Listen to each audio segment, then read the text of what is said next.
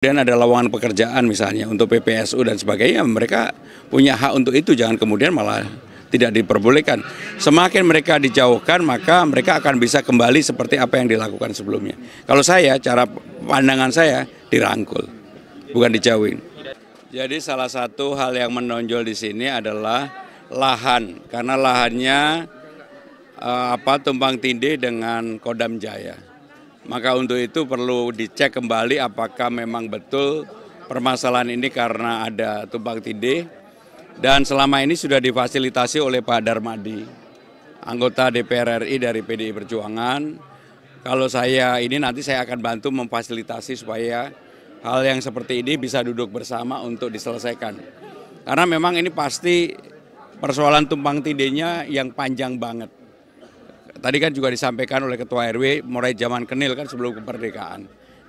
Yang seperti inilah perlu pemimpin turun tangan, walaupun kebenarannya bagaimana kan nanti aspek hukum yang akan menyelesaikan. Tapi saya akan membantu untuk memfasilitasi itu. Tadi beberapa mengatakan sudah beberapa ya. Makanya kita cek kembali, kan saya juga belum tahu karena baru hari ini, baru sekarang mendengar ini ya. Wilayah Jakarta Utara dan Sumur Batu ini masih rawan banjir, Pak. Mungkin berkaitan. Jadi persoalan banjir karena selokannya relatif tertutup. Jadi banjir di sini walaupun tidak terlalu jauh dengan pantai, tetapi sebenarnya banjir utamanya itu bukan aerob, tetapi banjir lokal. Selokannya banyak tertutup. Sehingga dengan demikian, seperti yang berulang kali saya katakan, banjir ada 3, kiriman, lokal maupun rob. Di sini adalah lokal. Jadi begitu hujan deras, mampet karena selokannya nggak dibersihkan gitu ya.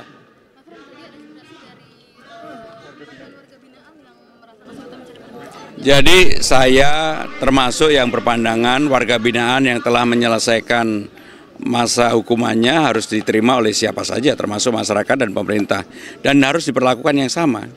Jadi kalau kemudian ada lowongan pekerjaan misalnya untuk PPSU dan sebagainya, mereka punya hak untuk itu, jangan kemudian malah tidak diperbolehkan. Semakin mereka dijauhkan, maka mereka akan bisa kembali seperti apa yang dilakukan sebelumnya. Kalau saya, cara pandangan saya dirangkul, bukan dijauhin. Tidak ada diskriminasi ya, Pak? Dirangkul, bukan dijauhi, termasuk nggak ada diskriminasi. Ya kenyataannya begitu, warga binaan kan selalu kesulitan untuk mendapatkan pekerjaan. Akhirnya mereka kembali pada komunitas di mana mereka sebelum menjadi warga binaan. Dan komunitas itulah yang kemudian ya berkembang lagi.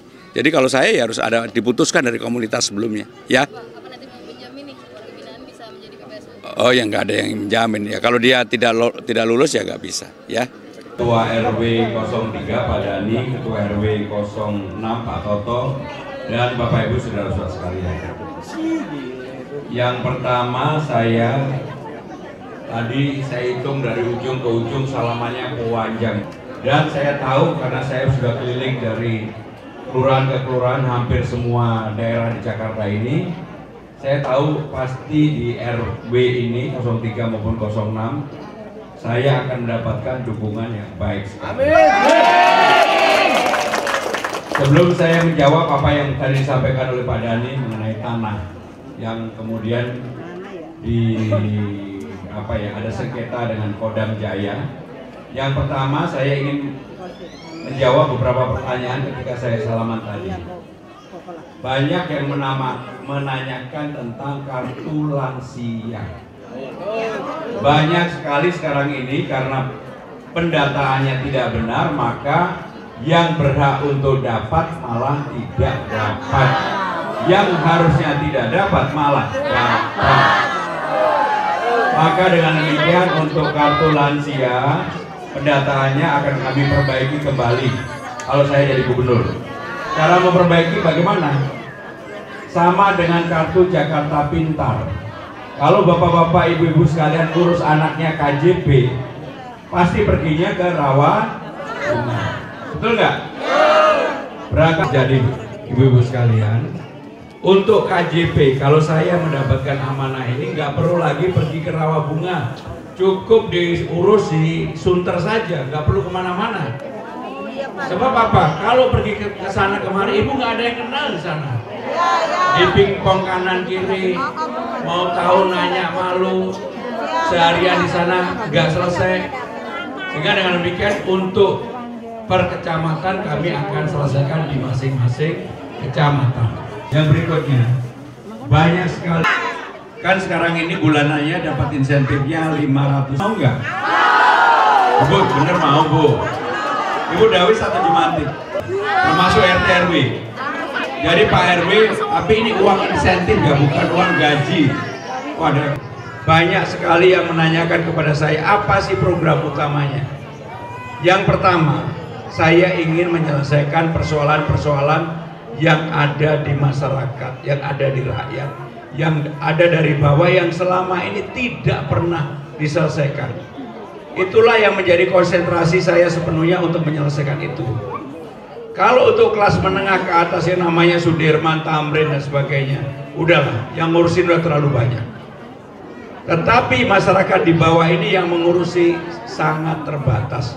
Dan tidak banyak pemimpin yang mau turun ke bawah untuk ngurusin satu persatu. Kebetulan kalau di kalangan pemerintahan saya ini udah senior banget. Jadi kalau untuk nemani Pak Dhani ketemu dengan Pak Darmadi, ketemu sama menterinya, dirjennya dan sebagainya, saya yakin pasti mereka akan menerima dan duduk bareng dilihat persoalan sebenarnya bagaimana. Karena apapun pasti ada ruang dialog untuk menyelesaikan persoalan yang sebenarnya. Ya, jelas Pak Dhani. Jadi saya nanti sama Pak Darmadi. Dan kalau Pak Darmadi, saya yakinlah di sini pasti sama beliau mendukung semua. Betul nggak?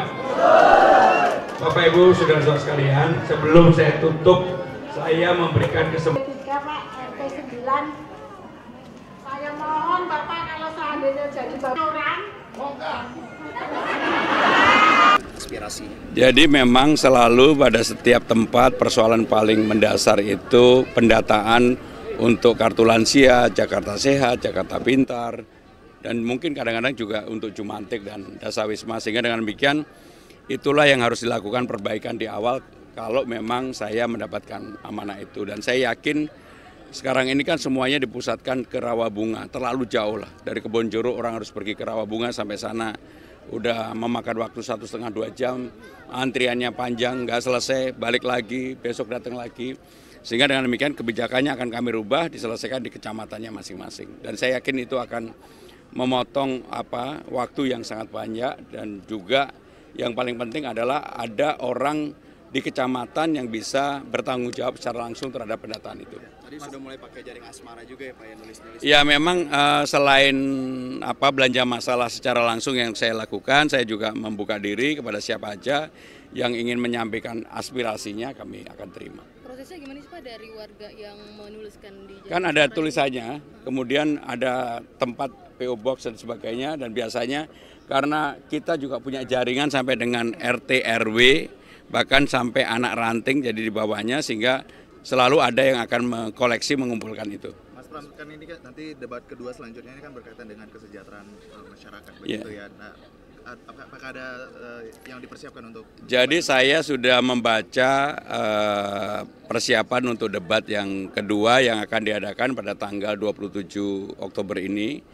Karena sebenarnya untuk debat kedua banyak hal yang sudah saya sampaikan ke ruang publik. Dengan demikian saya, karena pengalaman panjang saya ketika menjadi Menteri Sekretaris Kabinet, menyiapkan ini, mudah-mudahan saya tetap di luar kepala hafal. Gitu. Nah, kemudian tadi ada yang menarik Mas Pram yang terkait dengan Balai Rakyat. Iya, itu seberapa serius Mas untuk? Sangat serius, karena semua tempat di Jakarta selalu punya ruang untuk sebenarnya dulu bisa jadi balai desa, balai pertemuan. Kami buat balai rakyat yang pengelolaannya nanti ditungguin oleh PPSU, pasukan Orange pada zaman Pak Ahok dulu, tetapi nggak boleh dengan kelurahan yang sama, kalau nggak males-malesan, harus dari tempat lain, supaya dipacu untuk itu. Ya. Mungkin satu lagi, ini minta keahlian Mas Pram lah, ilmu Mas Pram kan udah bertahun-tahun di Seskap, melihat Mayor Teddy dipilih menjadi sama Pak Prabowo itu gimana? Ya, jadi saya pertama memberikan apresiasi kepada Mayor Teddy, kepada Teddy Indra lah saya panggil, karena sebentar lagi akan menjadi Seskap yang baru. Dan ketika saya dulu pertama kali ditunjuk oleh Bu Mega di istana, sebenarnya umur saya sama dengan Teddy Indra sama.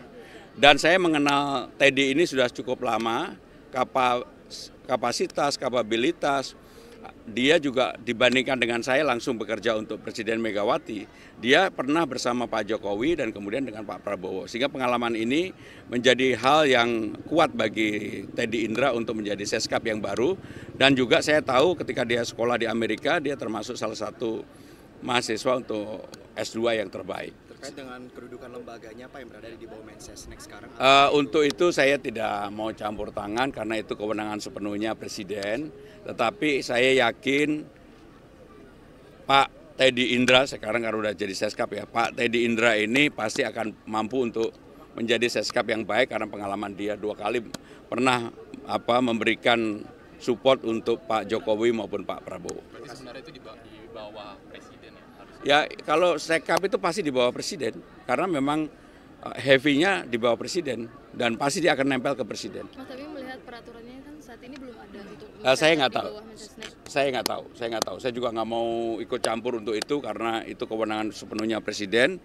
Saya hanya mendoakan mudah-mudahan kabinet yang dipimpin oleh Pak Prabowo dengan menteri-menteri yang ada, sebagian besar menteri saya kenal pribadi, bisa memberikan kontribusi yang terbaik bagi bangsa dan negara ini. Ya. Terima kasih ya Pak.